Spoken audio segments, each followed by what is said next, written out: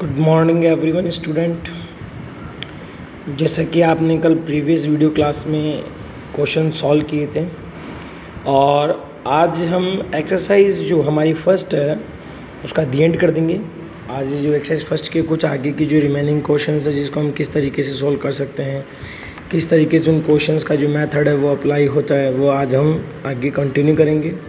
उससे बिफोर आपके पास ये आप कुछ फार्मूलाज में यहाँ राइट कर रहा हूँ। m.n,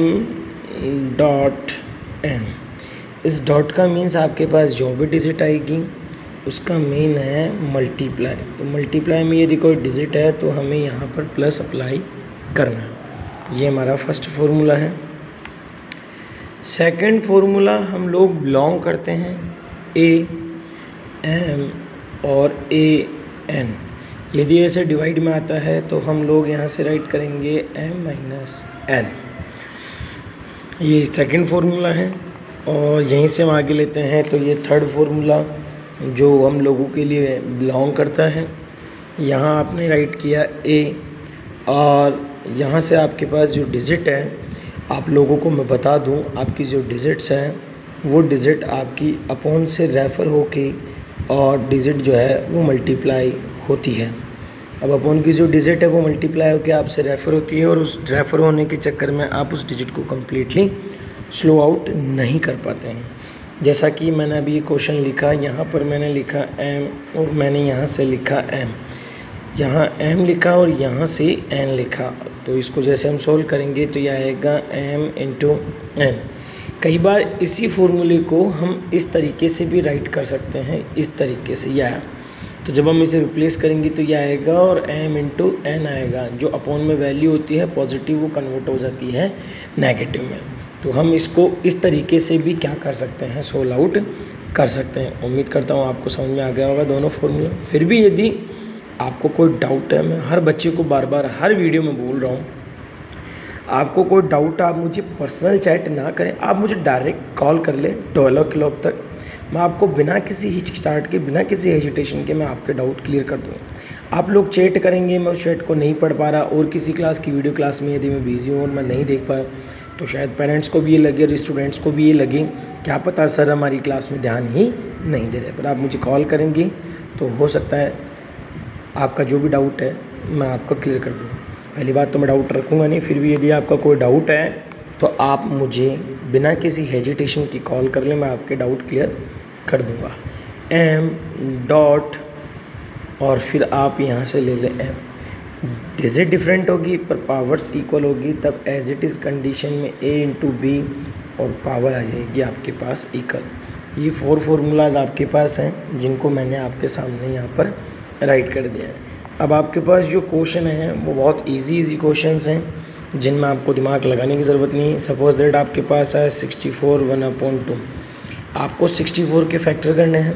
64 के आपने फैक्टर किए 32, फिर आपने किया 16, आपने किया 8, फिर आपने यहाँ से फैक्टर किए तो यहाँ से आपके पास राइट हुआ 4, फिर आपने फैक्टर किए तो 2 और फिर आपने फैक्टर किया तो 1 1 2 3 4 5 6। तो यहाँ से आप जैसे लेते हैं तो 2 की पावर 6 है मल्टीप्लाई 1/2 है। अब आप कट कर दीजिए तो आप यहाँ से जैसे कट करेंगे तो 2 की पावर 3, इसका मीन्स है 2 इंटू 2 इक्वल्स टू 8 आपका जो है वो क्या आएगा आंसर। यदि मान लो सपोज दैट यहाँ आपके पास डिजिट कट कर रहे हैं और आपके पास यहाँ डिजिट और भी कुछ है तो कोई दिक्कत नहीं, आप उसे उस तरीके से राइट कर लीजिए। सपोज दैट आप क्वेश्चन सॉल्व कर रहे हैं और आपके पास क्वेश्चन है 16 राइट डाउन 3/4, आपने यहाँ से लिया। अब आप 16 के भी फैक्टर कर लें। 16 के जब आप फैक्टर करते हैं तो दिमाग लगा लें आप, ये रहा आपका फैक्टर ऑलरेडी 16 का है तो आप यहाँ से ले 1 2 3 4, तो आप यहाँ से ले लें 2 और इसकी पावर 4 मल्टीप्लाई 3/4। 4 से 4 आप कैंसिल कर दें, 2 की पावर 3 तो 2 इंटू 2 और यहाँ से राइट होता है 8। इस तरीके से आप इन क्वेश्चंस को क्या कर सकते हैं, सॉल्व कर सकते हैं। मैं उम्मीद करता हूँ आपको ये क्वेश्चन ईजिली क्लियर हो गया होगा। आप किसी डाउट के बिना आप इनको आराम से सॉल्व कर सकते हैं। इसके अदरवाइज़ हमारे पास आता है थर्ड क्वेश्चन, जिसे हम बोलते हैं सिंप्लीफाई जब हम सॉल्व करते हैं तो सिंप्लीफाई में आपके पास ज़्यादा दिमाग लगाने की ज़रूरत नहीं है। आप यहाँ से सॉल्व करो क्वेश्चन तो 2/3 आपके पास। अब आप जब सिंप्लीफाई सॉल्व कर रहे हैं तो सिंप्लीफाई में आपको दिमाग लगाने की ज़रूरत नहीं है। ये आपका आया और यहाँ से आपने लिया 2 और यहाँ से आपने ले ली इसकी पावर 1/5। अब आप लोगों को दिख रहा होगा फर्स्ट फॉर्मूला क्लियर है। आप लोगों को फर्स्ट फॉर्मूला दिख रहा है इजी वे में, बिल्कुल ईजिली ये रहा, ये यहाँ ख़त्म होता है फर्स्ट फार्मूला। वो आप लोग यहाँ क्या कर दें, अप्लाई कर दें, ऐसे साइड में डॉट लें, m डॉट ये यहाँ से राइट किया n और फिर m प्लस n, ये राइट हुआ, फिर 2 और आप यहाँ से ले लीजिए 2/3 फिर प्लस 1/3। यदि डॉट में है तो डिजिट प्लस होगी, अपोन में है तो यहाँ प्लस की जगह साइन यूज़ होगा माइनस का। यहाँ डिजिट का जो साइन है वो अप्लाई होगा माइनस, अपोन में डिजिट दिखाई देते हैं, चाहे यहाँ नेगेटिव साइन हो चाहे पॉजिटिव हो, आपको टेका एलसीएम लेना है।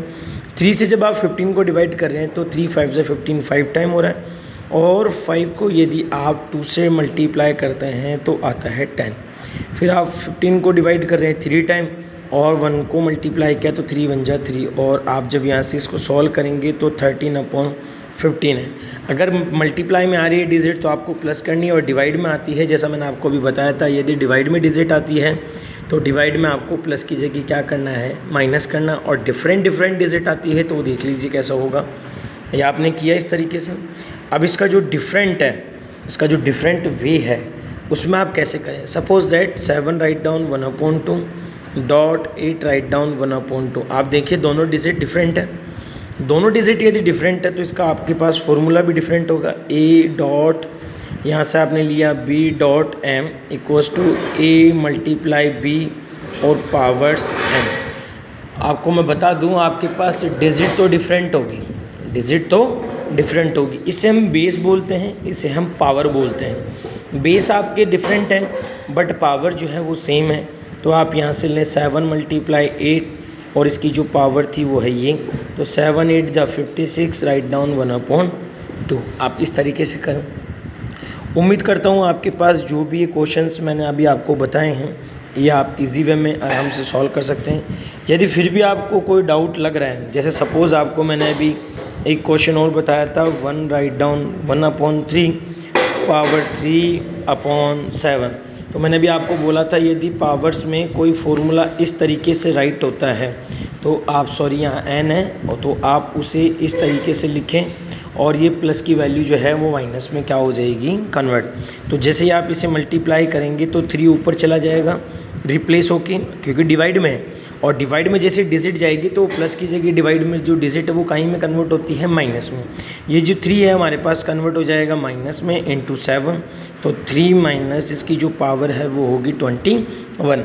इसके अदरवाइज़ आपके बुक में और भी many more examples are available here according to your book, तो आप उस बुक की हेल्प लें और उस बुक के अकॉर्डिंग जो भी आपके पास क्वेश्चंस हैं आपको दिख रहे हैं जिनको आप सोल्व आउट कर सकते हैं, कोई डाउट नहीं है आपको, तो आप उनकी हेल्प लेके उन क्वेश्चंस को क्लियर करें। इस तरीके से आपको इन सभी क्वेश्चंस को क्या करना है, सॉल्व करना है। और कल के जो प्रीवियस क्वेश्चंस थे रेशनलाइज के, ये मैंने आपको कल बताए थे। रेशनलाइज करते समय प्लस की जो वैल्यू है वो आपको कन्वर्ट करनी होती है माइनस में, यदि माइनस की है तो वो कन्वर्ट करनी होती है आपको प्लस में। अकॉर्डिंग टू आइडेंटिटी आप आइडेंटिटी अप्लाई कर दें और फिर मल्टीप्लाई करें, तो यहाँ इसको मल्टीप्लाई किया यह आता है, यहाँ a प्लस बी का होल स्क्वायर राइट होता है, तो हमने a का स्क्वायर माइनस b का स्क्वायर किया। मैंने आपको बताया था इक्वल रूट को इक्वल रूट से मल्टीप्लाई करते हैं तो रूट कैंसिल हो जाता है, इनसाइड जो भी डिजिट होती है वो आउटसाइड राइट होती है। इस तरीके से आपने देखा और यहाँ सॉल्व करने के बाद आपके पास आंसर आता है 7 + √6। फिर मैं हर स्टूडेंट को ये कहना चाहता हूँ, यदि आपके पास कोई डाउट है आप मुझे बिना किसी हेजिटेशन के कॉल कीजिए, मैं आपका समाधान करूँगा और आपका जो भी डाउट है वो मैं क्लियर करूँगा। हो सकता है किसी बच्चे ने अलग से और कोई बुक प्रोवाइड करी है तो वो उस बुक के अकॉर्डिंग जो भी क्वेश्चन उसको लग रहे हैं वो मुझसे क्लियर करें।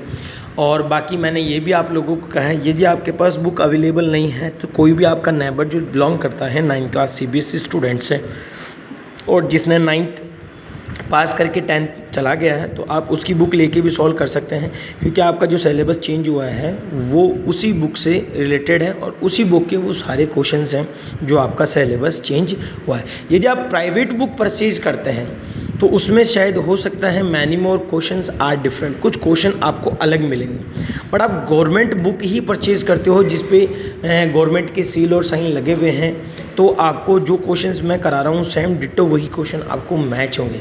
यदि आप प्राइवेट बुक परचेज़ करोगे तो आपको क्वेश्चन डिफरेंट मिलेंगे। फिर पेरेंट्स और स्टूडेंट बोलेंगे सर तो पता नहीं कहाँ से पढ़ा रहे हैं, तो मैं आपको क्लियर कर चुका हूँ। गवर्नमेंट बुक आप लेंगे तो यही सारे क्वेश्चन आपको मिलेंगे, बट आप प्राइवेट बुक लेंगे तो आपको क्वेश्चन अलग मिलेंगे। धन्यवाद। कोई डाउट हो आप मुझे कॉल करें।